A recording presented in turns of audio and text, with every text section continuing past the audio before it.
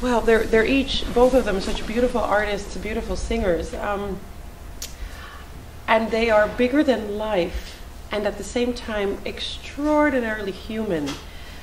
Placido is, if you see him live, even hearing his recordings, but seeing him live, you're just blown away by the energy that this man brings to his performances. And what's most humbling is that even though he's one of the greatest artists and greatest men of our time, I think a man like Placido honestly comes along in history every 100 or 200 years.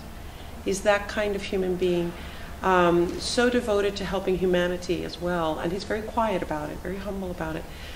I'm most struck by his servitude to the music, to the audience, and that has been one of the greatest examples. Also, how gracious he is to everyone that he comes in contact with, and it could be the King and Queen of Spain. I've seen him interact with them. I've seen how he interacts with colleagues. I've seen how he interacts with the wonderful people that are cleaning his dressing room.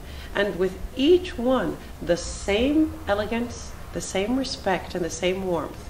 And I say that is the sign of a great human being. And that is the example that I choose to follow. With Andrea, the sweetness comes across, the vulnerability comes across. I don't know if you'll know that Andrea Bocelli is blind, and he was not born blind. He was born with latent glaucoma that was triggered in a sporting accident when he was 8 years old, and then it was progressive degeneration of his eyesight. So by the time he was 12 or 14, he had lost his eyesight.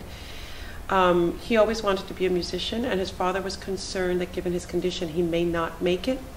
So he said, "Son, please study something that you can rely on." So he became a lawyer.